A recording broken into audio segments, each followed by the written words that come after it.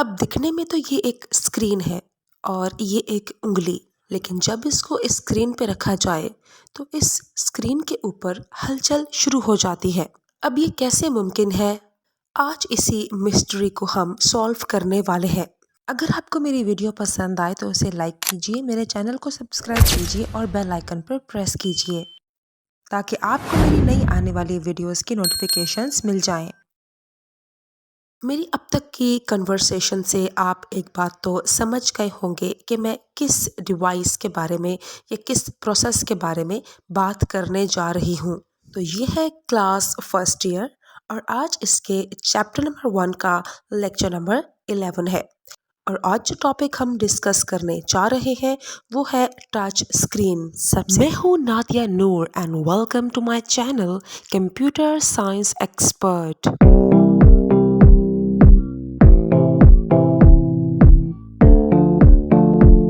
सबसे पहले हम बात करेंगे टच स्क्रीन की हिस्ट्री के बारे में।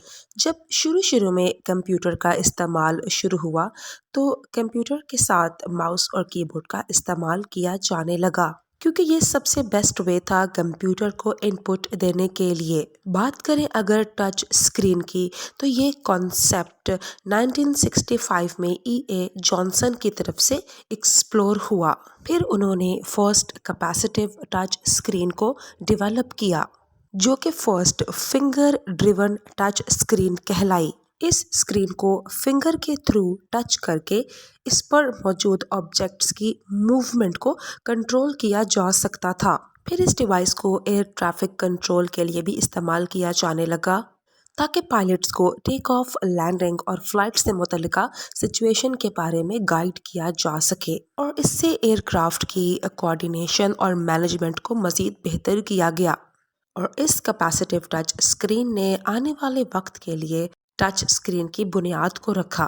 फिर 1967 में डॉक्टर सैमुअल हर्स्ट जो कि university of Kentucky research foundation के अंदर एज इंस्ट्रक्टर काम कर रहे थे, तो उन्हें ग्रेजुएशन के एग्ज़ाम्स के दौरान स्टूडेंट्स की बहुत सारी इंफॉर्मेशन को पढ़ना होता था जिसके लिए उन्हें बहुत प्रॉब्लम थी क्योंकि वो इंफॉर्मेशन काफ़ी मैसिव थी और हैवी थी। इस प्रॉब्लम के सॉल्यूशन के लिए 1971 में सैमुअल हर्स्ट ने ईलोग्राफिक्स नाम की कंपनी बनाई जो कि काफ़ी सर्च के बाद बनाई गई। अब इस कंपनी का मकसद ईलोग्राफ या ईलो टच नाम की डिवाइस को बनाना था। ईलो टच और ईलोग्राफ नाम की इस डिवाइस का मकसद अपने अंदर बहुत से डाटा को फीड करके उसके ऊपर डिफरेंट मैनिपुलेशंस या ऑपरेशंस को परफॉर्म करना था। इसके बाद मज़ीद सर्च के ज़रिए 1973 में सैमुअल हर्स्ट ने फर्स्ट रेजिस्टिव टच स्क्रीन को बनाया जिसे एक्यूटच का भी नाम दिया गया। अब तक की इन तमाम टच सेंसिटिव डिवाइसेस ने ह्यूमन कंप्यूटर इंटरेक्शन को न सिर्फ इम्प्रूव किया बल्कि बहुत बेहतर बनाया और माउस और कीबोर्ड के बगैर कंप्यूटर के इस्तेमाल को इंट्रोड्यूस करवाया। 1980 से लेके 1990 तक रेजिस्टिव टच टेक्नोलॉजी का इस्तेमाल बहुत बढ़ गया। इसमें बहुत सी इम्प्रूवमेंट्स हुई। इसके बाद 1994 में IBM ने अपना फर्स्ट पर्सनल कम्युनिकेटर बनाया साइमन के नाम से जो कि उस वक्त का फर्स्ट टच स्क्रीन स्मार्टफोन या फिर सेल फोन कहलाया। 1919 से लेके उस टच टेक्नोलॉजी का इस्तेमाल शुरू हुआ जिसे कैपेसिटिव टच टेक्नोलॉजी भी कहा जाता है और फिर बहुत सी इलेक्ट्रॉनिक डिवाइसेस में इस टच स्क्रीन टेक्नोलॉजी का इस्तेमाल किया जाने लगा अपनी ड्यूरेबिलिटी या विजिबिलिटी और इसके अलावा मल्टी टच जैसे बहुत से फीचर्स इस कैपेसिटिव टच टेक्नोलॉजी की वजह से न सिर्फ मार्केट में लॉन्च हुए बल्कि 1919 से लेके अब तक इस टेक्नोलॉजी में जितनी भी इम्प्रूवमेंट हुई है वो रिमार्केबल है। बल्कि ह्यूमन कंप्यूटर इंटरेक्शन बहुत ही बेहतर और आसान हो गई है इस कैपेसिटिव टच टेक्नोलॉजी की वजह से। अब फिर चाहे पाम की तरफ से हैंड हेल्ड कंप्यूटर को लॉन्च किया गया हो या फिर एप्पल कंपनी की तरफ से आईफोन को लॉन्च किया गया हो, जिसने टच स्क्रीन के इस्तेमाल को रेवोल्यूशनाइज कर दिया, या फिर माइक्रोसॉफ्ट की तरफ से पोर्टेबल ऑपरेटिंग सिस्टम को लॉन्च किया गया हो जिसकी मदद से टच स्क्रीन डिवाइसेस को इस्तेमाल किया जाना हो।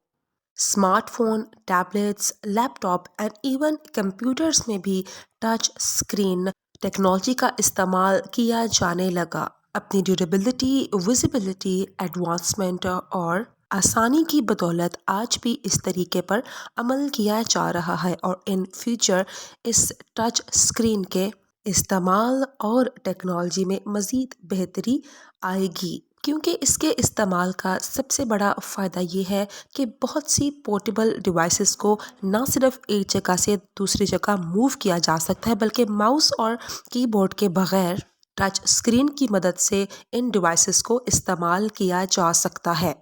Pinch to zoom, swipe and other gestures जैसे बहुत से फीचर्स टच स्क्रीन में इंट्रोड्यूस करवाए गए। इस मौजूदा दौर में फोल्डेबल स्क्रीन्स, इसके अलावा ट्रांसपेरेंट टच डिस्प्लेस को भी मुतारिफ करवाया जा चुका है और आने वाले वक्त में मज़ीद बहुत सी एडवांसमेंट्स और इनोवेशंस हम इस टच स्क्रीन टेक्नोलॉजी में देखेंगे। तो 1960 से लेके अब तक टच स्क्रीन की टेक्नोलॉजी और इस फील्ड में जितनी भी इन्वेंशंस, डेवलपमेंट्स और इनोवेशंस हुई हैं वो तमाम हमारे सामने है और इस तरह टच स्क्रीन की बहुत सी टाइप्स को इंट्रोड्यूस करवाया गया है, जिनमें शामिल है resistive touch screen, capacitive touch screen, infrared touch screen, surface acoustic wave touch screen, optical touch screen and multi touch screen शामिल हैं। इसके अलावा और भी बहुत सी टाइप्स हैं जिन्हें आज तो डिस्कस कर पाना मुमकिन नहीं है टाइम की कमी की वजह से, लेकिन आने वाले वक्त में हम उन्हें ज़रूर डिस्कस करेंगे। तो आज जो हमारा टॉपिक है टच स्क्रीन के बारे में, जिस टाइप को इसमें हम डिस्कस करने वाले हैं वो है इंफ्रारेड टच स्क्रीन। तो अब हम देखते हैं बुक के अकॉर्डिंग कि हमें टच स्क्रीन के बारे में क्या बताया जा रहा है। A touch screen is a video display screen that is sensitized to receive input from simply touching our fingers into it. Touch screen एक ऐसी डिवाइस है जिसको टच करके हम इनपुट दे सकते हैं और फिर उससे आउटपुट हासिल कर सकते हैं। It is covered with a plastic layer behind which are invisible beam of infrared light। यानी कि ये टच स्क्रीन इंफ्रारेड टेक्नोलॉजी पे काम करती है। इस टच स्क्रीन के ऊपर जो कुछ भी परफॉर्म किया जाता है वो इंफ्रारेड टेक्नोलॉजी के थ्रू होता है। टच स्क्रीन के पीछे अंदर जो है उसकी बैक पे इंफ्रारेड लाइट काम कर रही होती है, यानी कि इंफ्रारेड टेक्नोलॉजी के थ्रू उस टच स्क्रीन के अंदर काम किया जा रहा होता है। We simply touch the provided buttons or menus and get the information on the display screen accordingly।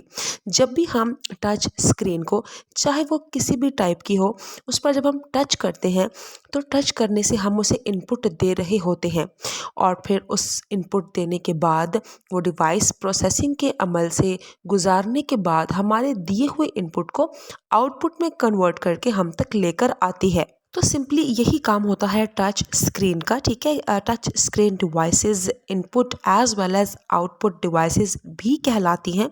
Touch screen के बारे में मज़ीद जो इन्फॉर्मेशन है वो मैंने अपने इस लेक्चर में दी है। ये जितना भी ओवरव्यू मैंने किया है ये सिर्फ़ और सिर्फ बोर्ड के लिहाज से इस टॉपिक की एक्सप्लेनेशन का मैंने आपको दिया है। बाकी इस तमाम टॉपिक को समझने के लिए आपने मेरे लेक्चर को पूरा फॉलो करना है और आपके कोई भी डाउट्स जो हैं वो अनक्लियर नहीं रहेंगे। टच स्क्रीन के बारे में तमाम इन्फॉर्मेशन अवेलेबल हो जाएगी। इस टॉपिक के अंदर जिस स्पेसिफिक टच स्क्रीन का जिक्र किया जा रहा है वो है इंफ्रारेड टच स्क्रीन, यानी कि वो टच स्क्रीन जो कि इंफ्रारेड टेक्नोलॉजी पे काम करती है। तो चलिए अब देखते हैं कि किस तरीके से इंफ्रारेड टेक्नोलॉजी के ज़रिए टच स्क्रीन के अंदर इंटरनली काम किया जाता है। So let's move on to this. अब हम बात करने जा रहे हैं IR बेस्ड टच स्क्रीन की टेक्नोलॉजी पर, और आज जिस टच स्क्रीन के बारे में हम बात करने जा रहे हैं वो है इंफ्रारेड टच स्क्रीन।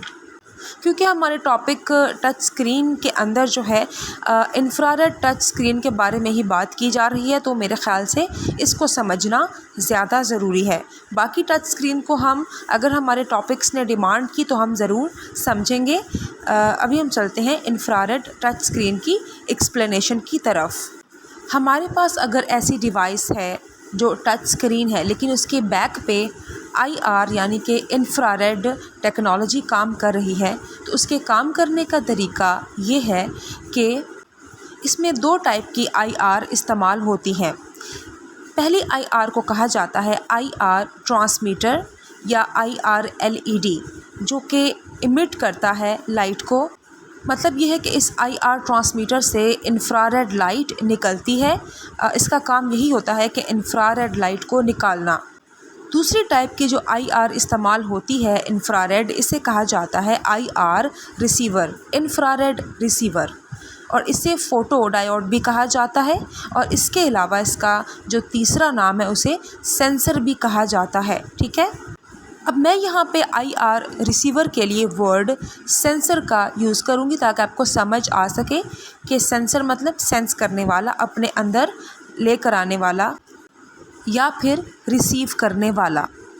अब होता ये है कि IR ट्रांसमीटर से यानी कि इंफ्रारेड ट्रांसमीटर या LED से जो लाइट्स निकलती हैं, ठीक है, जो इंफ्रारेड ये लाइट्स निकलती हैं, इसे IR रिसीवर या सेंसर रिसीव करता है। अब इंफ्रारेड जो टच स्क्रीन है इसकी इंटरनली किस तरीके से काम होता है, यहाँ पर LED को यानी कि IR ट्रांसमीटर को स्क्रीन के हॉरिजॉन्टल और वर्टिकल साइड्स पर प्लेस कर दिया जाता है, लगा दिया जाता है, और फिर इन्हीं हॉरिजॉन्टल और वर्टिकल साइड्स की ऑपोजिट डायरेक्शन में, ठीक है, यानी कि इनकी मुखालिफ सिमत में सेंसर्स यानी कि IR रिसीवर्स को लगा दिया जाता है। अब होता क्या है कि जब IR ट्रांसमीटर्स या LED में से लाइट जो निकलती है, ठीक है, जो इंफ्रारेड लाइट निकलती है, उसे सेंसर्स क्या करते हैं, सेंस करते हैं, वो उन तक पहुंचती है और इनके मिलने से एक ग्रिड बनती है। ठीक है, यानी कि इन दोनों के कॉम्बिनेशन से इस तरह की ग्रिड फॉर्म होती है। इसे कहा जाता है इंफ्रारेड टच स्क्रीन। यानी कि कोई भी इंफ्रारेड टच स्क्रीन है उसके बैक पे इसी तरीके से काम हो रहा होता है। LED यानी कि IR ट्रांसमीटर और उसके अलावा सेंसर्स यानी कि IR रिसीवर, इन दोनों के मिलाप से जो इंफ्रारेड टच स्क्रीन है ये काम करती है। ये ग्रिड जब फॉर्म होती है एट द बैक ऑफ हमारी जो फ्रंट स्क्रीन है, ठीक है, तभी इस ग्रिड के ज़रिए हम टच करके स्क्रीन को अपना काम करवा सकते हैं। अब इसके आगे काम कैसे होता है कि जब हम इनमें से किसी भी ग्रिड पर या किसी भी पॉइंट पर, यानी अब जो ये ग्रिड फॉर्म हो चुकी है, इसके किसी भी अगर हम पॉइंट पर अगर फिंगर रखते हैं तो फिंगर रखने से LED से जो लाइट आ रही है हम उस पॉइंट पर उसको इंटरप्ट कर देते हैं। यानी IR ट्रांसमीटर से जो लाइट आ रही होती है इंफ्रारेड, हम उसे रोक लेते हैं अपनी फिंगर की मदद से उस पॉइंट पर, और जब वहाँ से लाइट सेंसर के पास नहीं पहुँचती तो सेंसर को इस बारे में पता चल जाता है कि ग्रिड के इस पॉइंट से लाइट जो है वो मुझ तक नहीं पहुँच पा रही।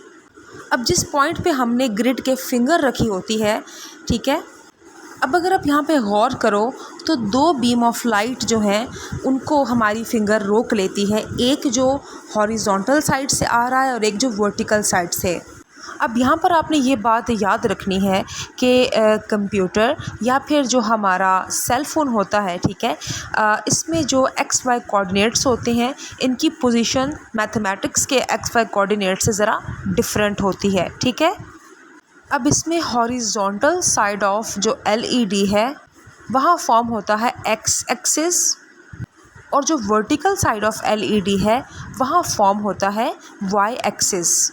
तो अब जब हमने स्क्रीन को टच किया तो वहाँ पर इस तरह से जो X और Y के कोऑर्डिनेट्स हैं उनको कैलकुलेट किया जाएगा, और उन्हीं XY कोऑर्डिनेट की जो ख़बर है, यानी कि उन XY कोऑर्डिनेट से जो लाइट सेंसर तक नहीं पहुँच पा रही, उसी पॉइंट के बारे में सेंसर जो है वो हमारे कंप्यूटर या हमारे लैपटॉप या हमारे मोबाइल स्क्रीन के प्रोसेसर को इन्फॉर्म करेगा। यानी कि हम जो भी डिवाइस यूज़ कर रहे हैं, अगर वो आईआर टेक्नोलॉजी बेस्ड है, इंफ्रारेड, और हमने ग्रिड के किसी पॉइंट को अगर स्टॉप किया है, तो सेंसर उस पॉइंट के एक्स वाई कोऑर्डिनेट की खबर जो है वो उस डिवाइस के प्रोसेसर को देगा कि इस एक्स वाई कोऑर्डिनेट या इस पॉइंट से जो लाइट है वो मुझ तक नहीं पहुंच पा रही। और फिर क्या होगा, प्रोसेसर उस एक्स वाई कोऑर्डिनेट या उस पॉइंट पर जहां हमारी फिंगर है और जिस मकसद के लिए हमने उस स्क्रीन के पार्ट को टच किया है, उस मकसद को पूरा करेगा और उस पॉइंट पर जिस भी काम के लिए हमने उस पॉइंट को टच किया है वो काम कंप्लीट करेगा, ताकि हमारा इशू रिज़ॉल्व हो सके और हमने जिस मकसद के लिए टच स्क्रीन को टच किया है वो काम कंप्लीट हो सके और वहाँ से हम अपनी फिंगर को रिमूव कर सकें, हटा सकें, ताकि दोबारा एलईडी से जो लाइट है वो सेंसर्स तक पहुँच पाए। तो इस तरीके से आईआर टच स्क्रीन काम करती है। जब भी हम आईआर टच स्क्रीन के किसी भी पॉइंट को टच करते हैं, वहाँ से उस पॉइंट के इंटरप्शन की जो ख़बर है वो सेंसर तक जाती है, सेंसर वो ख़बर प्रोसेसर तक पहुंचाता है, प्रोसेसर हमारे इशू को रिज़ॉल्व करता है और उसके बाद फिर से दोबारा नॉर्मली हमारी स्क्रीन काम करना स्टार्ट कर देती है। अब बात कर लेते हैं कुछ इसके फ़ायदों की। फ़ायदा इसका ये है कि हम इसके ऊपर एक फ़िंगर से नहीं बल्कि मल्टी फिंगर से भी काम कर सकते हैं, यानी कि एक से ज़्यादा फिंगर्स के साथ भी हम इस टेक्नोलॉजी को इस्तेमाल कर सकते हैं। गेम्स खेल सकते हैं या कोई भी पेंटिंग या कुछ भी हम ड्रॉ कर सकते हैं या और कोई भी हम एक्टिविटी परफॉर्म कर सकते हैं। मल्टी फिंगर्स टेक्नोलॉजी है ये और बहुत ही बेस्ट काइंड ऑफ टेक्नोलॉजी है। टेक्नोलॉजी की टच स्क्रीन टेक्नोलॉजी की जितनी भी टाइप्स हैं उनमें ये one of the best technology है और आजकल के दौर में ज़्यादा इस्तेमाल हो रही है, क्योंकि एक तो इसके जो है टेक्नोलॉजी के यूज़ करने से जो ग्राफिक्स की जो क्वालिटी है उसमें बहुत ही इंक्रीज़ हुआ है। यानी कि इसमें हाई ग्राफिक्स आप देख सकते हैं किसी भी इमेज के या जो भी आप काम कर रहे हैं, ठीक है। और उसके अलावा जो है हाई क्वालिटी रिज़ल्ट्स देती है। लेकिन इसके साथ साथ इसके कुछ डिसएडवांटेजेस भी हैं।